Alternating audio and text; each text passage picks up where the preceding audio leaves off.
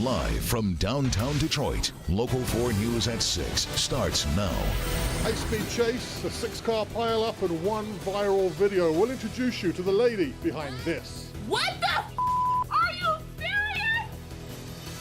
Detroit Public Schools getting specific about why one of its teachers is under investigation. And tonight, a mom involved in the case is speaking out. On Monday, Local 4 first told you about a gym teacher's suspension from John J. Bagley School. He's alleged to have stayed in a hotel with some of his students. Tonight, we know more and have discovered this is no cut and dry case. Local 4's Rob Maloney live on the west side with the latest. Yeah, Karen, to call this a mess would be an understatement. You've got a gym teacher, first year here at the school, and he is on administrative leave with pay, but there's an investigation ongoing. In the meantime, we talked to the mother in the middle of all of this, and she made some startling revelations today, like she didn't report this, and she really doesn't want this to happen. It was report card day at John J. Bagley Elementary. At the same time, though, parents were attempting to process the DPSCD robocall they'd received. It said, quote, the district was made aware of allegations of misconduct involving an employee at Bagley Monday afternoon. The PE teacher, Mr. Powell, was immediately placed on administrative leave, and the matter is currently under investigation. Preliminary findings indicate that parents allowed their students to spend the night with the teacher at a hotel, end quote. That prompted a parent meeting inside the school, and the mother of the two boys at the heart of this case went to that meeting, and she made a startling revelation that she talked to us about afterward. I wish this never happened, She didn't want us to use her name or show her face, but she tells Local 4 her mother made the complaint, not something she wanted, after the children told her that they'd gone to Zap Zone in Farmington and then to an Ann Arbor hotel with a pool. just for the kids to play around. We all agreed. My husband went, I went, the kids went. She went on to explain the teacher is a family friend, and they've done this several times before. Was he in a room with any of the children? No. He was all by himself? Yes. Okay, so did he do anything wrong here? No. Never did nothing wrong. We've been knowing this man for a long time. He never did nothing wrong. It was just a misunderstanding. Now, here's the concern that the school district has. It could be an ethical violation to be going out with students, especially in this fashion. They're going to be investigating to see where this goes. Mom says she's not angry at her mother. She thinks that her mom did what she thought was right, but she also is essentially apologizing to the teacher, saying she wishes that it doesn't happen and she'd like him back at the school. The gym teacher, by all accounts from the parents that we talked to, is a beloved figure here. The school district, however, says that if any child is feeling like they've been made uncomfortable by a parent, a teacher, or anybody else, they need to report it. Reporting live in Detroit, Rod Maloney, Local 4. All right. Thank you, Rod. All right, it's Christmas in April, folks. I mean, if you look at the radar, it looks like a Christmas tree kind of all lit up like that. Oh, okay. That's what I'm saying. Sure. A little bit? Not necessarily a gift. No. But something that we'll have to deal with for most of the weekend. That's for sure. We've got a line of showers right now. There was a report on storm pins up in Clinton Township not too long ago of at least hearing thunder, although we don't see any lightning strikes along this line right now as it advances to the east. This is just going to be some quick downpours, but there's a lot more water down to the south. So we'll be looking at the amount of rain this weekend, plus the winds. They'll be coming off of Lake Huron out of the northeast. So 8 a.m. Friday to 5 p.m. Saturday, there's a flood advisory for the shoreline there. Could be having some minor flooding with those stronger winds. Look at how much water we're expecting, 1 to 2 inches from Friday through Sunday, and we'll time it out for you, including Easter weekend. Coming up. Karen? All right, thank you, Ben. Let's update a story we first saw unfolding last night on the night cam. It involved an armed robbery, a high-speed pursuit, and a big crash along Moross Avenue. Today, the night cam's Tim Pamplin went back to the scene to talk with the woman behind what became this viral video. Tire marks, a broken utility pole, the scars left behind. A wild scene that unfolded last night here along Moross. It was something like in a movie I had never seen before in person. And it's something Kelly will never forget. She heard the commotion outside her bedroom window. So I peeked out. And with phone in hand, let her emotions flow. Dog! What? What the are you serious? Oh! What the heck? Like, how is he just jumping out of his car, running right now, and all of this damage has been done. It looked like a war zone. You know how you crumble up a soda can when you're done? It's like that. That was Sam. This was Sam's Honda. We be in the car listening to music, vibing. We could have been in the car, really. Sam says he and his friends had just gotten out of the vehicle to run to the shops. The officer that I talked to, he said no one would have survived if somebody had been inside one of those cars. The amazing part of this story, no serious injuries. As for Kelly, Like, I already have a bunch of other stuff going on, and then it's like on top of that, like seriously, like couldn't get any worse right now, you know? Oh my goodness. when Kelly's mum saw the video, she called in a panic. She was just happy I wasn't sitting in my car or running to the store like I usually do, because I'm always just sitting in front of the car waiting, listening to music on my phone. So she was more so happy that I was okay and trying to calm me down. Kelly tells me she does have insurance, and from now on, she'll be parking in the driveway on the east side. Tim Pamplin, Local 4. All right, Tim.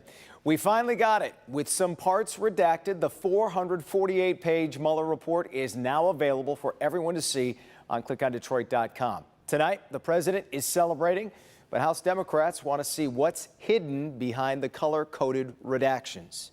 There is more insight as to why the special counsel did not make a decision when it came to the question of whether or not the president had obstructed justice. The report is broken into 2 volumes. The first on obstruction of justice. Mueller's team writing, it was unable to make a conclusion, saying that evidence obtained about the president's actions and intent presents difficult issues that prevent us from conclusively determining that no criminal conduct occurred. The second on collusion with Russia. The special counsel found members of the Trump campaign knew they would benefit from Russia's illegal actions to influence the 2016 election, but did not take criminal steps to help.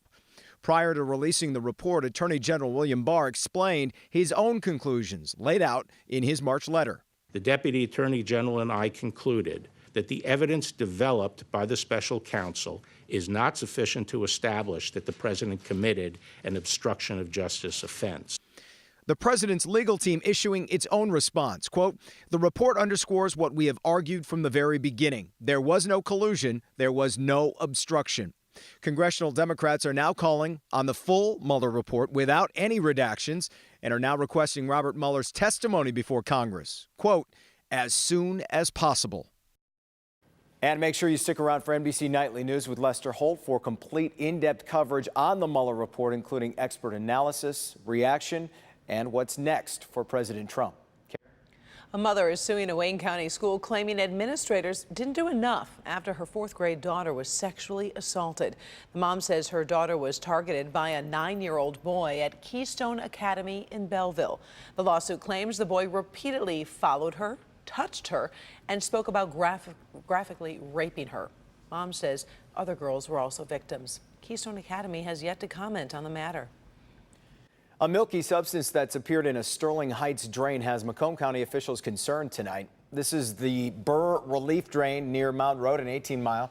You can see how the water looks there, a little white and chalky. Crews have started work installing a boom and curtains to stop the substance from moving so it doesn't go downstream. That drain feeds into Red Run and Lake St. Clair.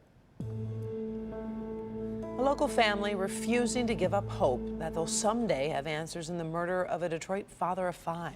Jermaine Hauser was shot to death outside his family's home last fall. Today, loved ones came together on his behalf. Our Sean Lay was there. And Sean, this is the very definition of a cold case.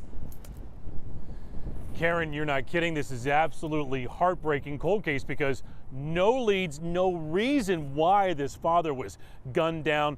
And just take a moment, just listen to the pain in his fiance's voice. A heartbroken mother prays with her children. Every day, it's a different murder in this city.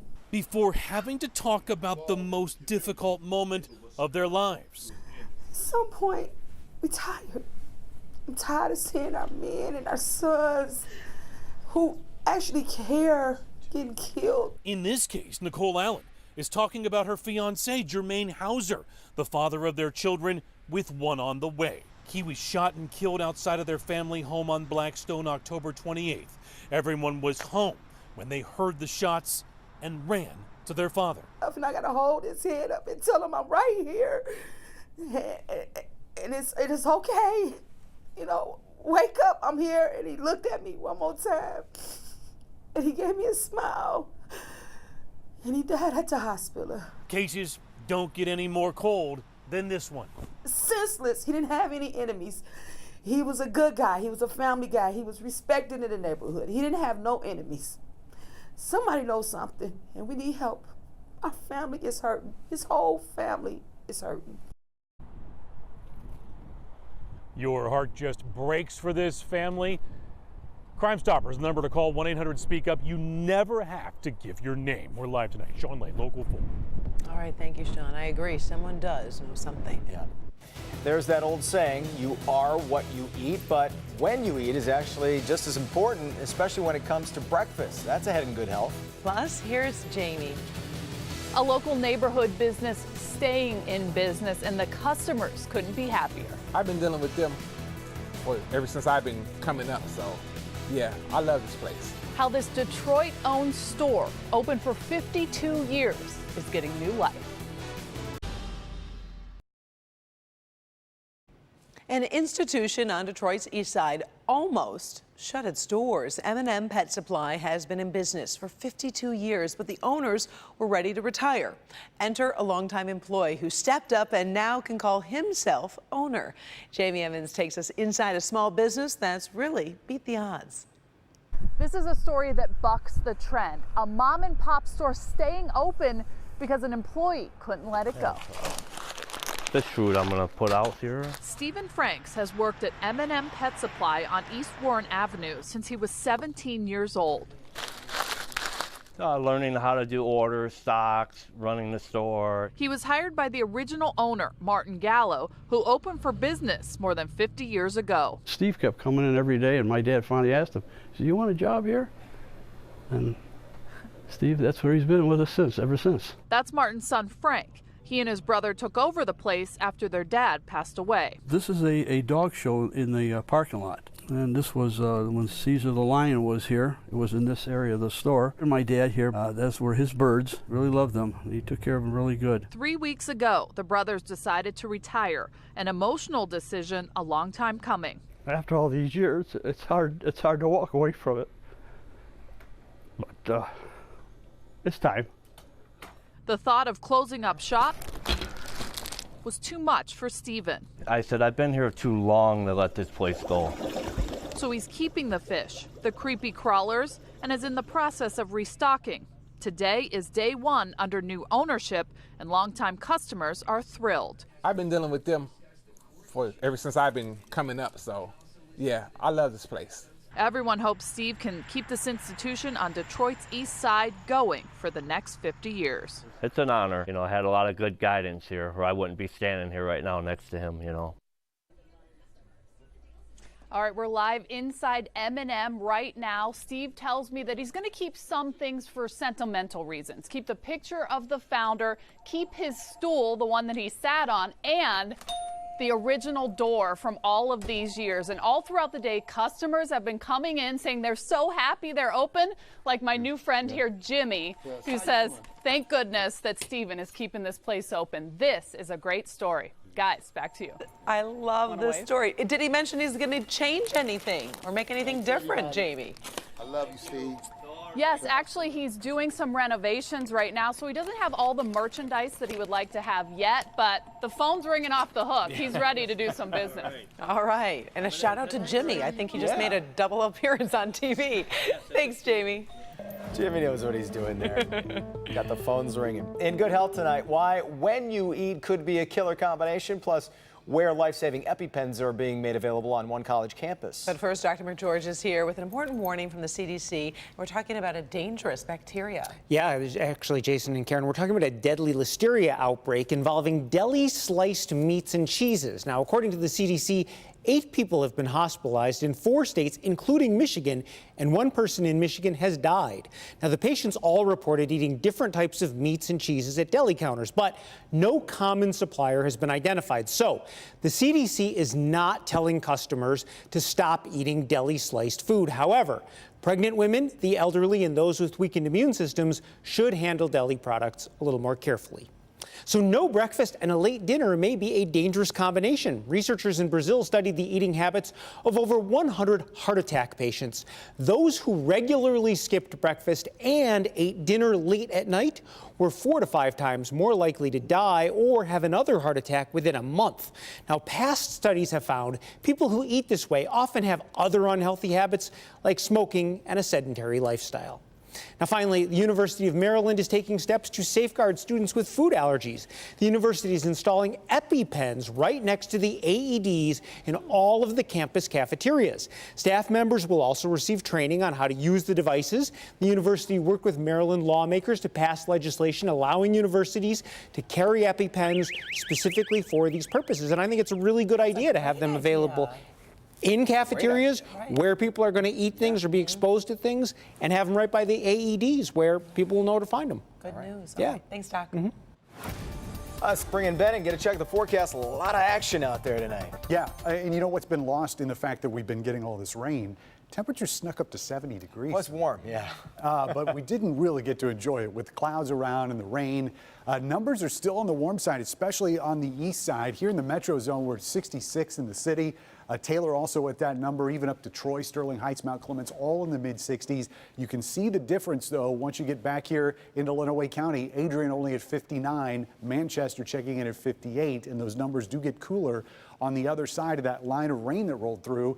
55 in Howell right now, Linden and Flint both in the mid-50s, and some of the milder numbers also in our north zone. Port Huron at 68 degrees, Emmett's at 65. In fact, much of our north zone in the mid-60s until that rain rolls through and we start getting some colder air on the backside of a cold front. But the connection of all of this water extends all the way down to the Gulf of Mexico. So this is just going to keep feeding into Michigan wave after wave over Friday, Saturday, and possibly on Sunday, although things are looking much better for Easter Sunday than they have been. You can see there's quite a bit of rain and definitely some thunderstorms down here. We already have over a half dozen reports of twisters in Mississippi, including some homes that have been leveled, and that is one of the spots that just got hit pretty hard in the last several days from severe weather. So there's the front, and just watch these waves sort of ripple along that front, bringing us the showers. The biggest push of water is going to be tomorrow morning during the morning commute.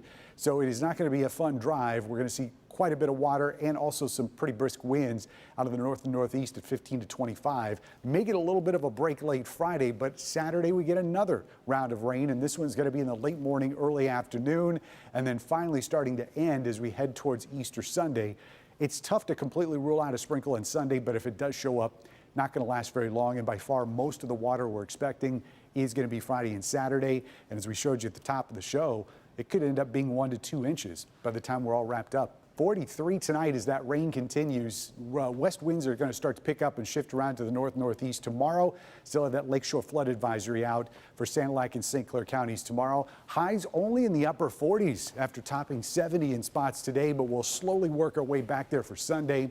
And once we get into the 60s for highs, we're going to stay there for a while through next week. So kind of a calm down after a very rough and tumble week. Yeah. Much appreciated. Yeah. Thanks, Ben. Bernie's coming up next with afternoon baseball over at Comerica.